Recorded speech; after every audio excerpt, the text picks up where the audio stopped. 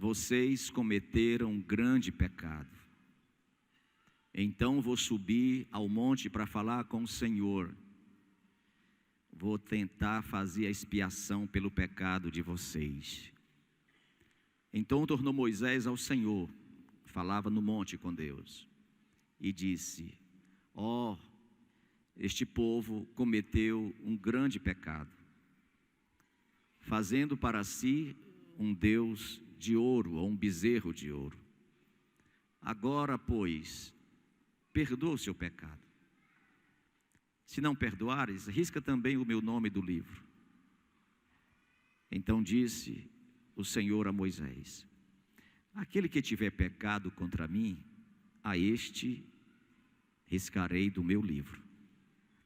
Vai, pois, agora, leve este povo para o lugar de que te hei dito.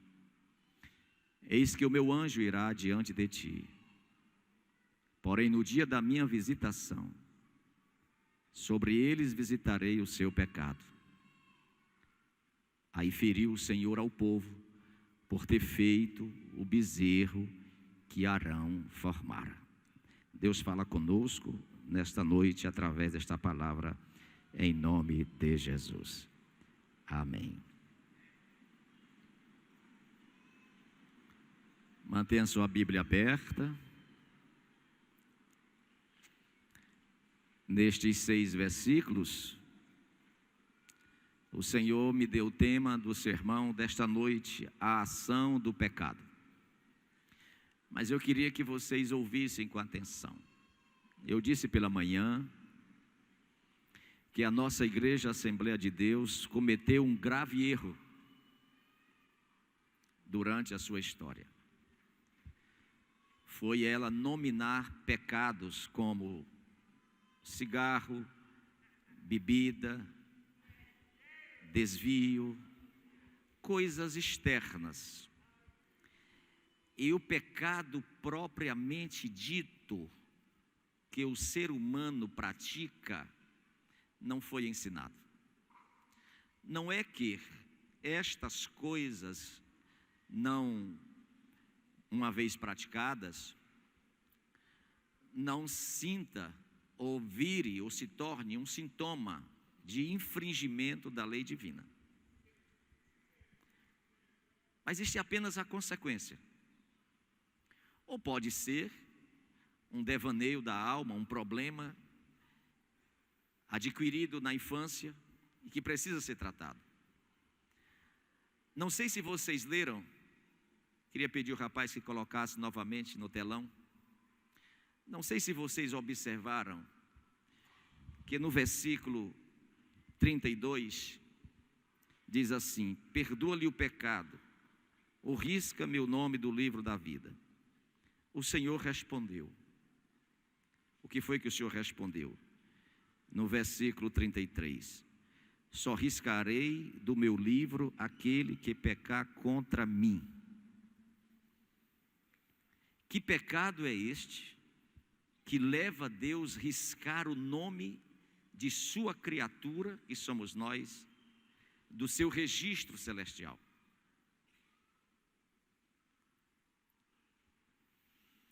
A leitura mostra que houve um afastamento daquela gente para com Deus através de um objeto de culto. Qual foi o objeto? O bezerro. O DNA do pecado, a essência do pecado é este afastamento da nossa alma para com o respeito, a reverência, o temor e o tremor a Deus. É eu me desocupar, esvaziar-me desta relação criador-criatura. O pecado tem sua origem no ocupar o vazio do meu coração com o objeto chamando de Deus sem ser Deus. O resultado disto é a condenação. Lá no Apocalipse, capítulo 3, versículo 5, se a gente puxar um pouquinho para ler, Apocalipse 3 e 5, nos diz o seguinte, presta atenção: o vencedor será vestido de vestiduras brancas, e de modo nenhum apagarei o seu nome do livro da vida. Pelo contrário, confessarei o seu nome diante de meu Pai e diante dos anjos. Quem é esse vencedor que não terá o seu nome riscado do livro celeste? É aquele que tem a capacidade de não permitir sua adoração ser desviada. É aquele que pode vir qualquer proposta para adorar outro Deus, outro conceito religioso, mas ele tem consciência de quem fabricou ele, de quem formatou ele, de quem faz o coração bater, o sangue correr, as artérias se moverem. Somente quem quer perder a consciência de quem Deus é e se ocupar de outros símbolos religiosos, ou teorias religiosas, filosofias religiosas, é que perderão a sua salvação. No Evangelho de Lucas, capítulo 21, capítulo 12 e versículos 1 a 8, Lucas 12, 1 a 8, veja o que diz a palavra de Deus. Lucas 12, 1 a 8. Posto que miríades de pessoas se aglomeraram, a ponto de uns aos outros se atropelarem. Então passou Jesus a dizer, antes de tudo aos seus discípulos, acautelai-vos do fermento dos fariseus, que é a hipocrisia. E não há nada encoberto que não venha a ser revelado. Porque tudo o que disseste às escuras será ouvido em plena luz. E o que disseste aos ouvidos no interior da casa será proclamado nos eirados. Digo-vos, pois, amigos meus, não temais os que matam o corpo, e depois disso nada mais podem fazer. Eu, porém, vos mostrarei a quem deveis temer.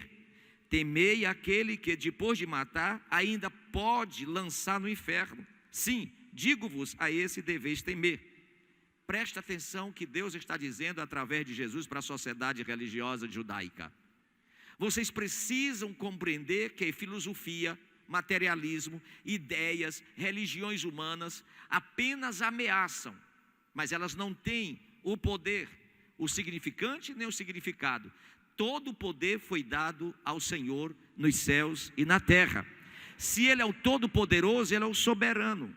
Então, quando eu infrinjo as leis inauguradas, regulamentadas, legitimadas, chanceladas por Ele, eu estou dizendo a Ele que eu não o temo e que eu adoro outros tipos de deuses. O pecado é exatamente isso. Por isso que o pecado se torna um ato deliberado meu, quando eu digo, eu não quero temer a Deus.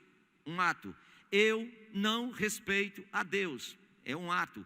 Eu não creio que Deus existe. É um ato. Também o pecado é um estado. Que estado? Primeiro, como ato, eu decido que não creio em Deus, que não concordo com Ele, que não aceito. É um ato. Condição. Qual é a condição do pecado? Eu usar desta deliberação do meu ato e praticar todo tipo de anomalias, de infringimento a estas leis pré-estabelecidas. No grego, a palavra pecado recebe como etimologia amartia, uma palavra que deriva de uma raiz que indica errar o alvo. Segundo, fracassar. Terceiro, trata-se do fracasso em não atingir um padrão conhecido antes. Por exemplo, por que Deus punia Israel? Porque Israel conhecia o padrão divino.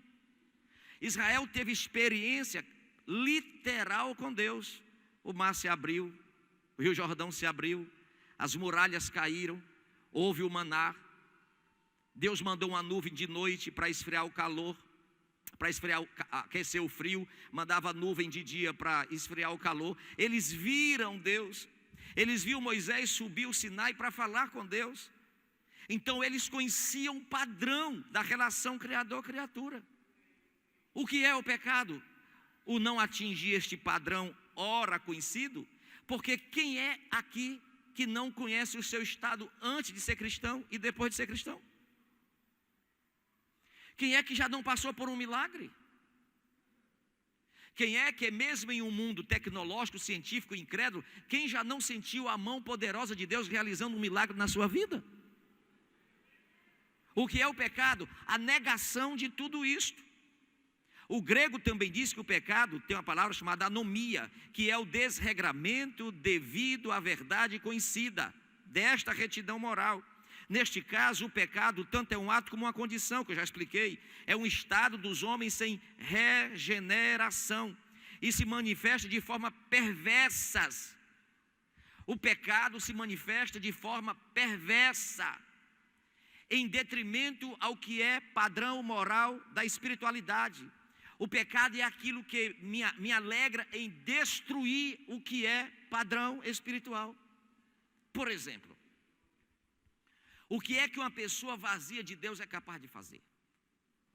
O nosso país está doente porque nós nos acomodamos.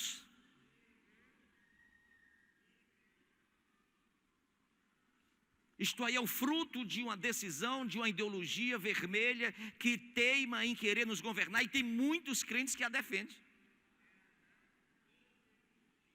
E esse vídeo é leve diante do que aconteceu na vida paulista. Aos gritos, uma multidão mandando Jesus ir tomar. O que é o pecado? O pecado conduz à impiedade, tira o ideal de um homem ético e espiritual e deixa esse homem pervertido. A igreja evangélica esqueceu de combater a impiedade, e a impiedade entrou até na igreja.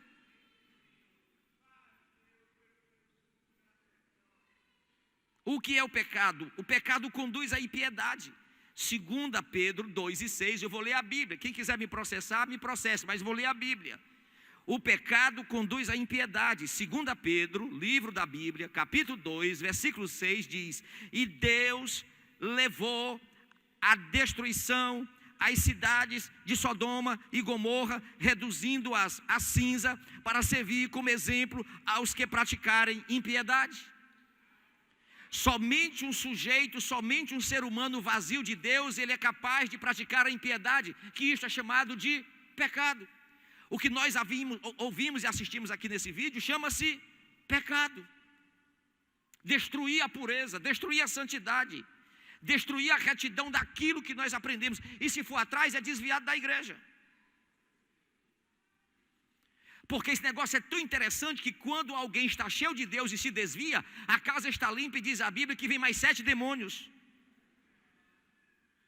E às vezes a gente ignora e não entende por que é. Como é que pode? Era um pastor, agora é assassino, é drogado, é matador de aluguel. Como é que pode? Era uma mulher de Deus, agora é uma perigosa. Meu amigo, quando a verdade e a graça de Deus sai do homem, os demônios e a desgraça ocupam o lugar.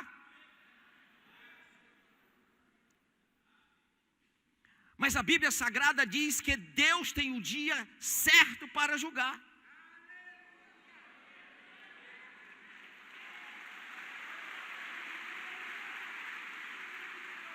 Vou dizer o que eu disse de manhã, vou dizer agora à noite. Fiquem atentos que alguma coisa de trágica está para acontecer no nosso país. Hoje pela manhã a Indonésia amanheceu de novo com 13 pessoas mortas através de um terremoto. Sabe o que é a Indonésia? O país que mata os missionários, o país que mata os cristãos. O país que já aconteceu a tsunami. Eles continuam errando, continuam pecando e continuam matando o povo de Deus.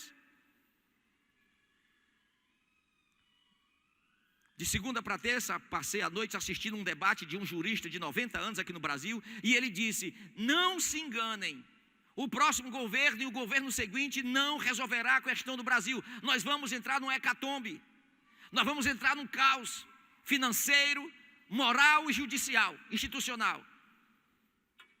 Você sabe o que significa isso? Procura na internet as imagens de ontem aqui no Fortal. Arranja um tempinho e procure para vocês verem.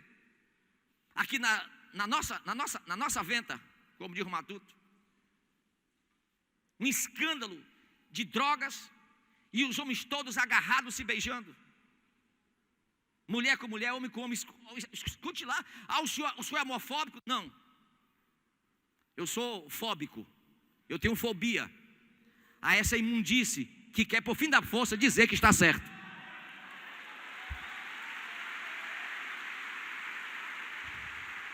É um absurdo. Mas por que aconteceu isso? E por que está acontecendo? O pecado. Escute isso, o pecado consiste na oposição a Deus e a seus princípios, em autêntica rebelião da alma, levando a uma palavra grega chamada parabasis, que significa transgressão. O que é que nós estamos vendo no Brasil? Essa transgressão leva a sociedade, o sujeito, o homem, à paranomia, que é a quebra da lei, o afastamento moral da lei perfeita. 2 Pedro 2,16 diz: mas teve a repercussão da sua transgressão. O mudo jumento, falando com voz humana, impediu a loucura do profeta. A Bíblia ensina que quando a transgressão toma lugar da graça, pedra fala, animal fala. E isto é episódio que já aconteceu, sim ou não? Sim ou não? Será que nós vamos ter que chegar o dia em que os animais vão ter que falar para nós humanos? E dizer, vocês não estão observando que alguma coisa está errada?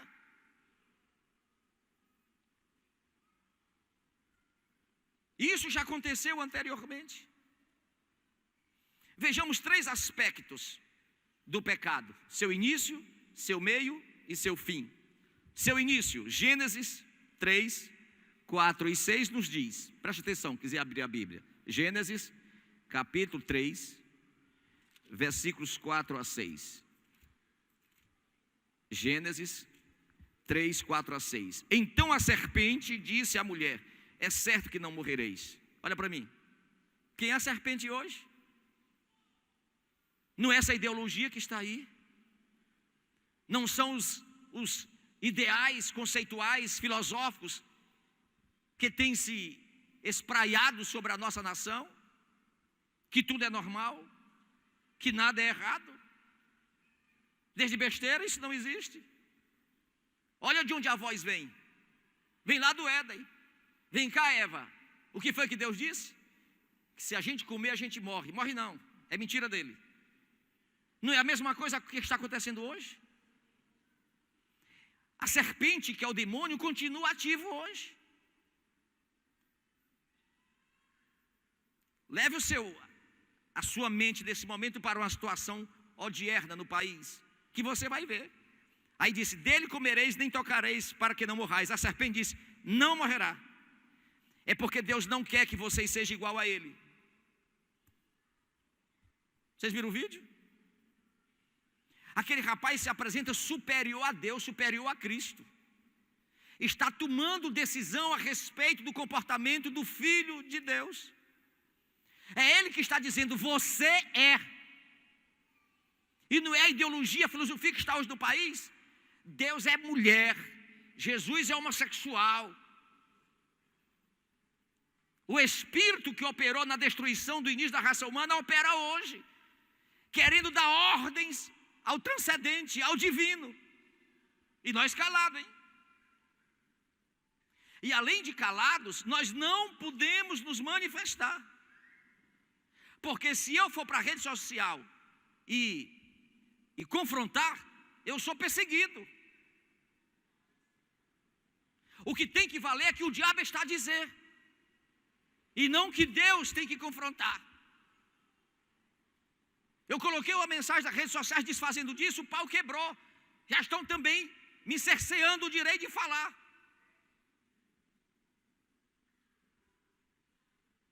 O que é isso? É impiedade. Mateus 24, 12. Por se multiplicar a impiedade, o amor esfria. Como é que esse amor esfria? A gente perde o ânimo de continuar. Que a gente não vê saída. Ei, levanta teu ânimo. Vai ter saída sim. Deus não vai perder esta batalha. Deus não vai perder esta batalha. Glorificado seja o Senhor para sempre. Então o início do pecado tem como base a mudança de conceito. Aquilo que Deus disse não faça, o diabo diz pode fazer. E é o que está prevalecendo hoje. Romanos 5,12 diz: pelo que, como por um homem entrou o pecado no mundo, e pelo pecado a morte, assim também a morte passou a todos os homens, por isso que todos pecaram. Então o início, a base do pecado tem como DNA este sentimento destrutivo dos valores espirituais. Olha para mim, irmãos, olha para mim. Vou voltar a repetir. É muito fácil a gente dizer que a pessoa pecou porque bebeu, fumou.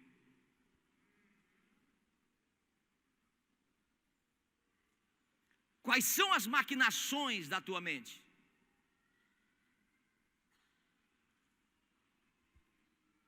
O sentimento que às vezes a gente nutre de destruir o outro, não é pecado? O sentimento de perseguir o outro não é pecado?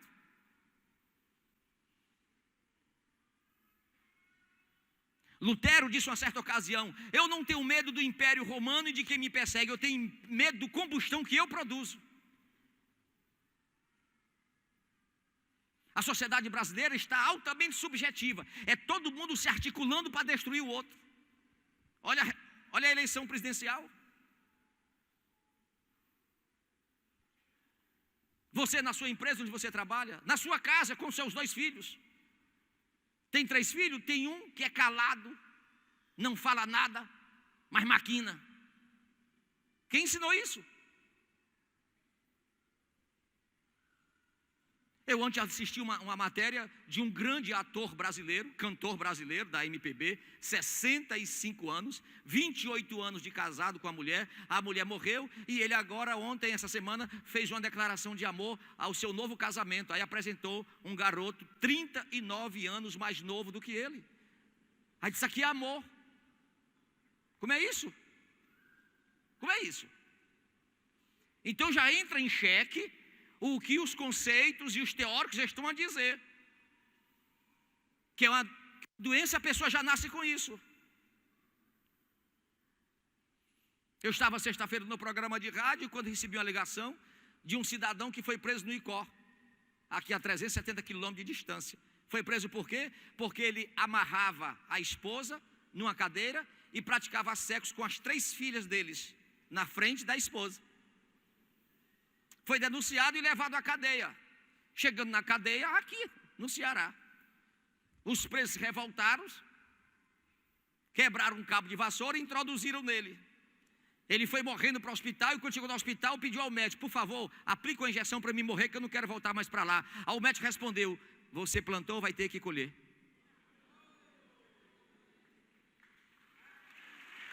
Que sociedade é esta? Que loucura é esta? Que bestialidade é essa? Gente, o pecado está na subjetividade. O que você faz do lado de fora é o reflexo da situação que está vivendo dentro de você.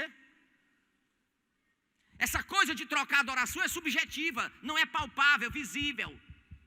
É subjetivo, é um ato deliberado, é uma decisão. Eu não quero mais Deus porque Deus me oprime. Deus a ninguém oprime. Ele ensina o caminho, Ele mostra a luz. Eis que estou à porta e bato. Se você abriu, ele se não abriu, o que eu posso fazer? É uma decisão deliberada do inimigo que está. O mundo jaz do maligno. Essa aqui é a verdade. Esta cidade do Icó, que está agora no dia a dia do policial, dos assuntos policiais, também foi uma loucura. Um cara roubou uma cachorrinha puda e estuprou. O que você quer? O que é que você está pensando que é o pecado? É a mente translocada, pandemônica, cheia de demônio. Não estou falando que você teve uma raiva em casa e foi lá no bar e bebeu. Aí chegou aqui chorando: me ajude. Isso é um acidente. Se não fosse acidente, você não tinha voltado chorando, dizendo: me ajude, eu caí. Estou falando que o pecado é um ato deliberado, dizendo: eu não quero Deus, eu não quero o evangelho, eu não quero a luz, eu quero a desgraça. O pecado é uma atitude que desfaz toda a benfeitoria que Deus fez. Deus fez a família linda, o diabo quer destruir. Deus fez a mulher um corpo importante e lindo para a maternidade, o diabo quer destruir. Deus fez o homem para ser burro de carga, trabalhar. O diabo quer destruir, mas não vai destruir. Não destrói. Segundo item da mensagem, já que o pecado teve como base destruição, vamos agora para outra abordagem. Quem resolve destruir o pecado não é uma ideologia, nem um filósofo, nem uma teoria. É Deus, é o próprio Deus. Segunda abordagem deste sermão é que na plenitude dos tempos Deus diz assim: cansei, eu vou tomar uma decisão. Qual foi a decisão? Decreto divino, Isaías 53:10. Todavia agradou a Deus moer o seu filho Jesus, fazendo-o doente. Quando a sua alma se puser por expiação do pecado, ele verá a sua posteridade. O que foi que aconteceu isso? A profecia de Isaías mostra que Deus se agradou em fazer descer o seu filho, se entronizar em Maria, tornar-se humano. Para quê? Olha para mim. Se Jesus tivesse ficado apenas na angiologia, nós não teríamos condições de ser salvos. Mas o Senhor se agradou em tornar ele humano, adoecer ele com os pecados nossos sobre ele, e agora ele entende a nossa condição. Aí ele diz: eu vim não para salvar os bons, que os bons não precisam de médicos. Eu vim para os doentes, que doentes? O pecado. E ele se enfermou, levando os nossos pecados sobre si, e disse: o meu sangue purifica. Ele anulou, deixa eu dar notícia para vocês. Ele anulou, acabou. Ele anulou. Ele anulou. Eu vou repetir, ele anulou. Pastor, mas eu tomei um porre. Mas o pecado do porre está anulado, e você vai superar o porre, vai vencer a dificuldade e vai ser novamente vitorioso. Anulou. Você não vai morrer, porque o salário do pecado, mas o Senhor anulou. Sua mensagem profunda. Atos 2:23. A este que vós foi entregue pelo determinado conselho e presciência de Deus, tomando vós o crucificastes e mataste pelas mãos dos injustos. Morreu por quê? Morreu por quê? Gênesis 3:15 diz que a serpente, que é o diabo,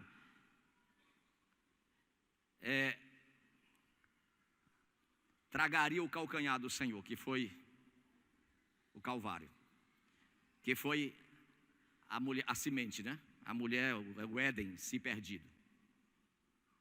Mas que ele seria levado, e foi da terra pela cruz, e ao descer, esmagaria a cabeça da serpente.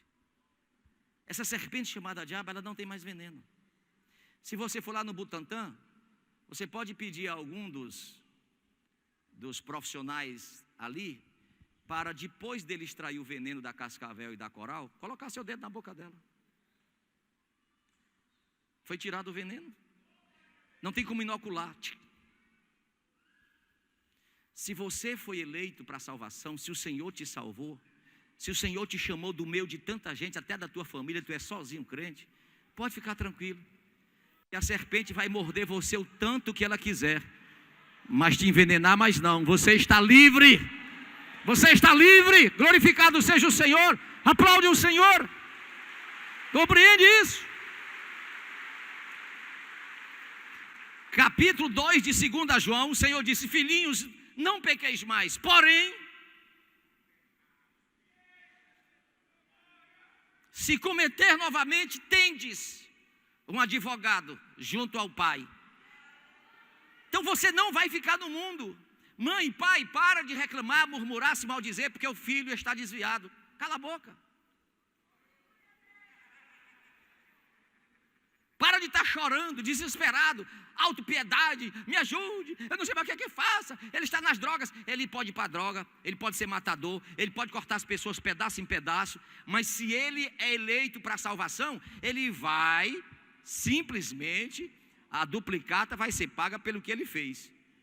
Mas antes dele morrer, o Senhor vai buscar. O Senhor não perde. Aqueles que o Senhor escolheu, Ele não perde. Você pode ser ignorante, grosseiro, não querer nada com o Evangelho, mas se você foi chamado para a salvação, eu tenho pena de você.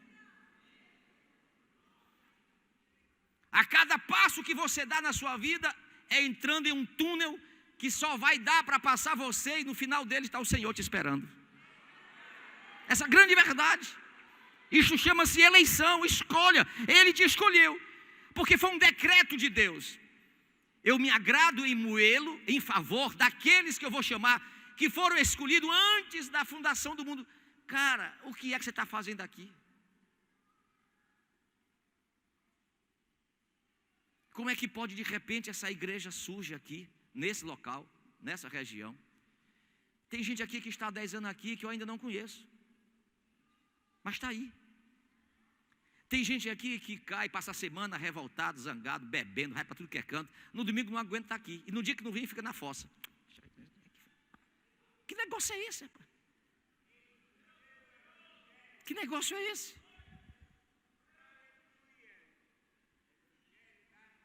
Isso é um negócio muito interessante que tem que ser analisado. Se você é escolhido por Deus, olha, nem se preocupe.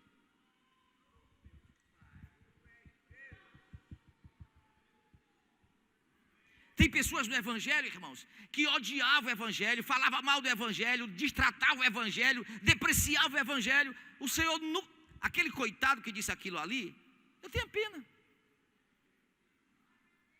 Eu tenho pena. Aquele louco que na vida paulista mandou Jesus tomar, eu tenho pena.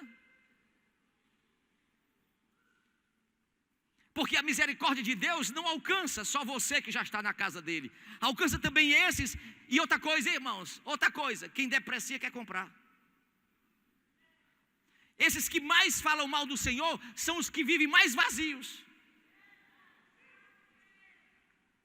Choram, sofrem. Na frente das câmaras é uma alegria só. Dentro de casa, uma tristeza, não consegue dormir. Eu fui ouvir pessoalmente a ex-atriz Darlene Glória, sei nem se ainda está viva ainda. Nome de identidade é Helena Brandão. E foi a primeira mulher para fazer filme pornográfico no Brasil. E nós nem sabemos mais onde é que ela anda. E ela era um show na Globo, né? Um negócio fora de série. Darlene Glória é uma coisa linda. Ela disse que na imprensa, para os holofotes, a alegria só a mulher desejada por todos os homens, linda, maravilhosa, mas quando chegava em casa, no apartamento, no Leblon, no último andar, ficava andando dentro de casa, não podia dormir. Aí mandava buscar o uísque, enfiava a cara no uísque, não se embriagava e não conseguia dormir.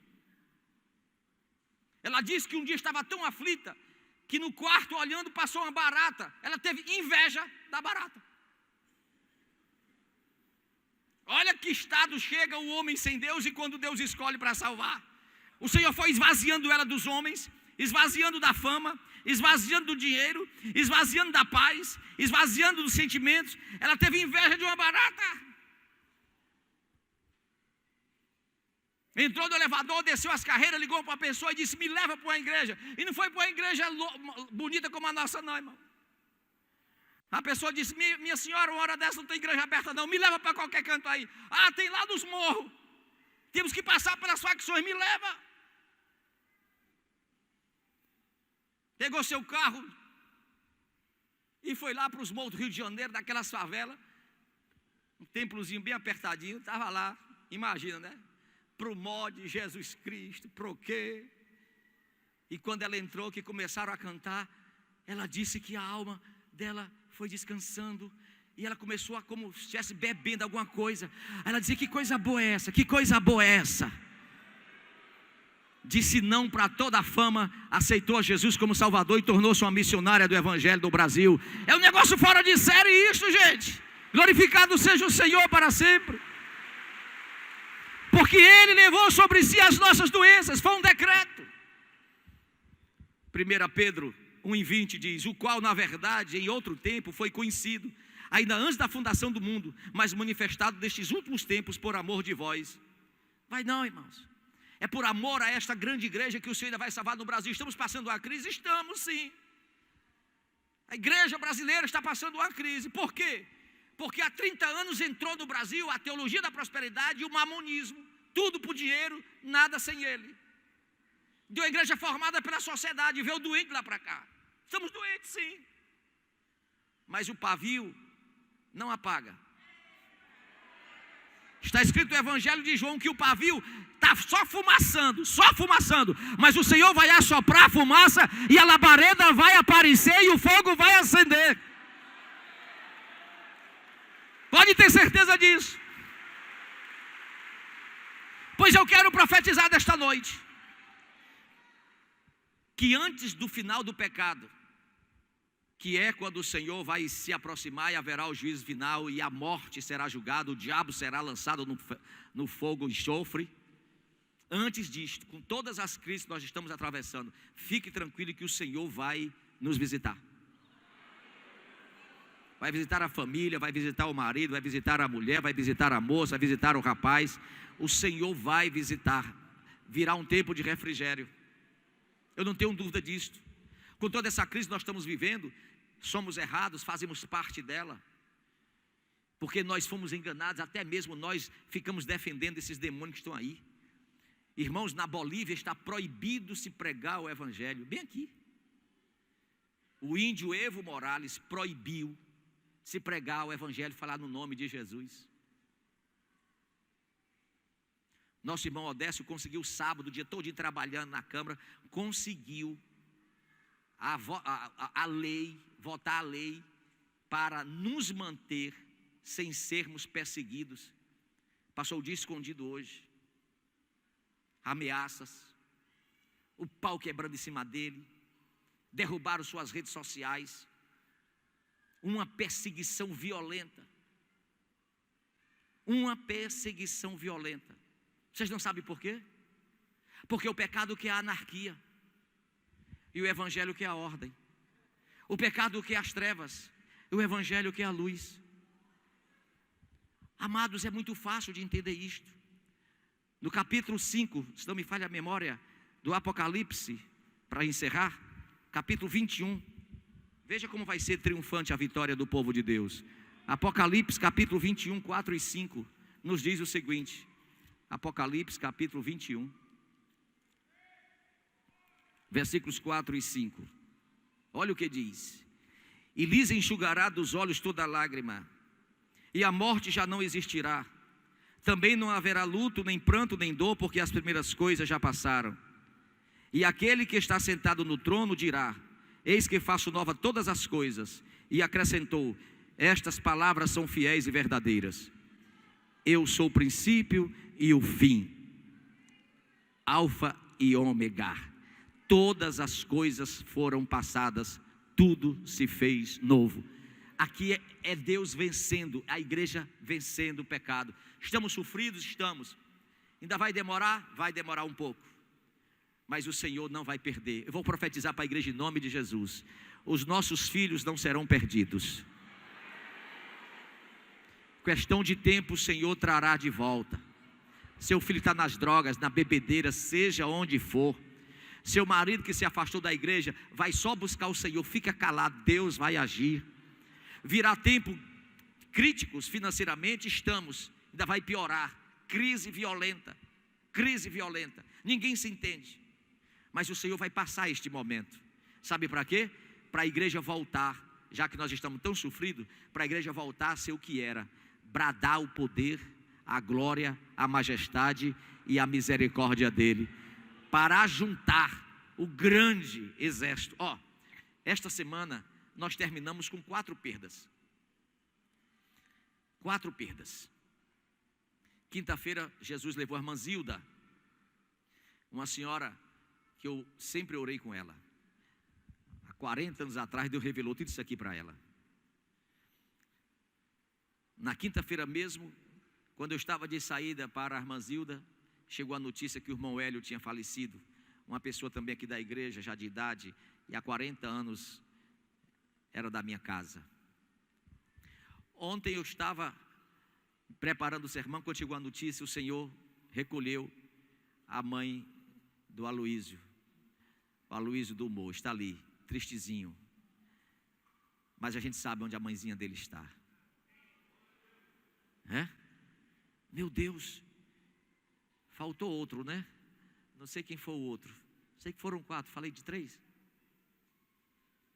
O que é isso? Pastor, o que é isso? O que é isso? Irmãos, aqueles que não irão suportar pela estrutura física, emocional, as guerras que estão para chegar, estou profetizando. O Senhor vai guardar. O Senhor vai guardar. Não é para a gente ter medo. Quem está em Cristo não tem medo. Mas a situação está muito calamitosa, a coisa está difícil. Os demônios estão soltos. Olha, o que eu fiz hoje aqui para vocês é muita coragem minha eu fazer isso.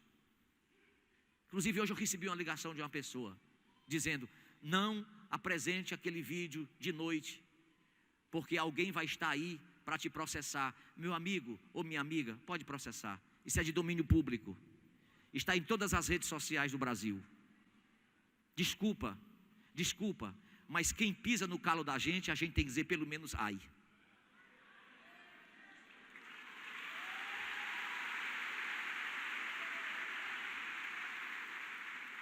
Não estão pisando na igreja, estão querendo nos destruir. Que mal nós temos feito à sociedade.